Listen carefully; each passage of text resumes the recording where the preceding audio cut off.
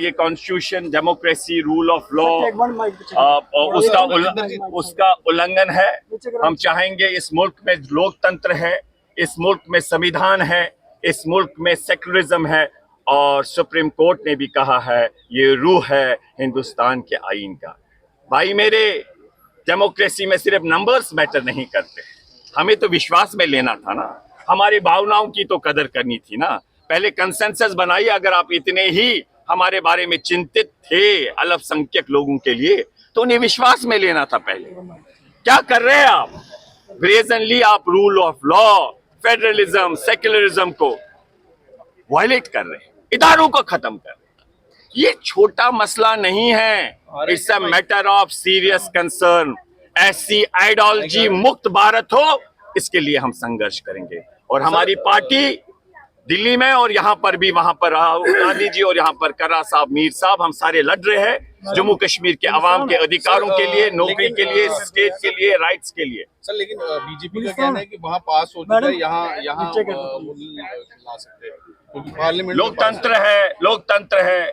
आपके मीडियम से हम अपनी बात रख सकते हैं। यहाँ पर आपके सामने अपने अपने ख्यालात का इजहार किया। क्या वो इस राइट को भी भंग करना चाहते हैं? इसलिए हमारा अधिकार है, एक मुस्लिम मेजॉरिटी स्टेट है, तो हम अपनी भावनाओं का जो इजहार है उसको प्रकट कर सकते हैं। स्टेट रूट पे भी रेजोल्यूशन आज आ रहा है, किस तरह देखते हो?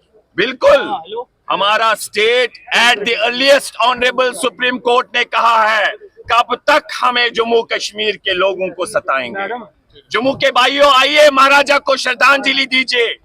उसके स्टेट को तोड़ा गया, आइए इसे बहाल करते और श्रद्धांजलि महाराजा को भी दीजिए। ये वक्फ एक मुद्दा है जो मुसलमानों के मजहबी अकीदे के वाबस्ता है। It's not a property issue, it's not a land issue, this is an issue of faith for all of us and Muslims across India. India is the second largest Muslim country. Muslims across the country have shown strong resentment on this bill. और हम चाहते हैं कि चाहे हमारी ज़ियारतें हो, मस्जिदें हो, कब्रिस्तान हो, उस पर गवर्नमेंट ऐसी बिल ला के उसको रियल एस्टेट का मुद्दा न बनाए, ज़मीन का मुद्दा, बिजनेस का मुद्दा न बनाए। ये हमारे बुजुर्गों की विरासत का मसला है, ये एक मजहबी मामला है, ये कब्रें, ये ज़मीन, ये हमारे अकीदे से जुड़ी है, तो इसको सेंटर ऑफ कॉन्फ्लिक्ट बनाना बहुत गलत होगा। वो देखेंगे, अभी पढ़ा नहीं है। देखिए, ये एक बहुत ही इमोशनल, एक दिल को हिलाने वाली बात है। हम सिर्फ चाहते हैं कि हमें बात करने दीजिए। अगर हम असेंबली में बात नहीं करेंगे तो फिर कहाँ करेंगे? हम पार्लियामेंट के अथॉरिटी के खिलाफ नहीं है। हम समझते हैं जब एनआरसी, फार्म्स लॉ, जीएसटी पे डिस्कशन हुआ बिल पास होने के बाद, तो ये तो हमारी अपनी असेंबली है। हम अगर यहाँ बात नहीं करेंगे तो कहाँ करेंगे? हम समझते हैं रूल 56 के मुताबिक एडजर्नमेंट मोशन जो हमने लाई है उसको एक्सेप्ट करके हमें बात करने दीजिए, दिल की बात करने दीजिए। ये मुसलमानों के खिलाफ है इस हिसाब से जिस तरह से बिल आज पास हुई है। अगर देखेंगे वक्फ बाय यूजर, अगर किसी को लगता है कि हमारे पास जमीन नहीं है आस्थानों की, कब्रिस्तान की, तो गवर्नमेंट उसको ले सकती है। पहली बार यह है कि वक्फ बोर्ड में नॉन मुस्लिम होगा, जबकि तिरुपति और बाकी जो टेम्पल्स है उसमें क्लियर है कि नॉन हिंदू नहीं बन सकता है। एक डिस्ट्रिक्ट कलेक्टर डिसाइड करेगा कि ये जमीन वक्फ है या किसी और की है। ये किस लिए लॉ कर रहे हैं? लॉ लोगों के लिए होना चाहिए, लोगों की बेहतरी के लिए नहीं है होनी चाहिए, उनके खिलाफ नहीं होना चाहिए। ये मुसलमानों के खिलाफ है। के नाम पर बहुत सारी जमीन हड़ भी गई, तो तरीका है उसको ठीक करने का, लेकिन ये नहीं कि आप इसको टेक ओवर करेंगे, हमारे जमीनों को टेक ओवर करेंगे।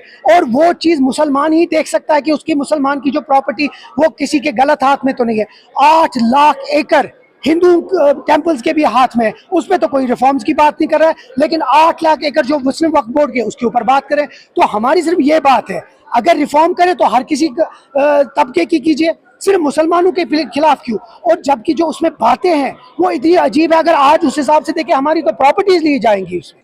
ये जो पार्लियामेंट ने बिल पास किया है वक्फ के हवाले से, पूरे मुल्क में इसके हवाले से लोगों के बड़े खदशात हैं, और हम ये समझते हैं कि ये एक जेन्युइन खदशात है, क्योंकि जिस तरीके से स्टेक होल्डर्स को कॉन्फिडेंस में लिए बगैर वक्फ के साथ जो जुड़े हुए लोग हैं उस कम्युनिटी को टोटली निगलेक्ट करके, इग्नोर करके, जिस जल्दबाजी में पार्लियामेंट ने ये बिल पास किया है, उस पर हम यहाँ जम्मू कश्मीर असेंबली के अंदर बातचीत करना चाहते हैं ताकि इसके मेरिट्स पर और उसके डीमेरिट्स पर बात हो सके। और बातचीत से पहले ही अनफॉर्चुनेटली स्पीकर साहब ने एक रूलिंग दे दी कि चूँकि ये मामला सुप्रीम कोर्ट में है और अब ये मामला सब जुडिस है, और जब कोई मामला सब जुडिस होता है तो उस पर बातचीत नहीं की जा सकती।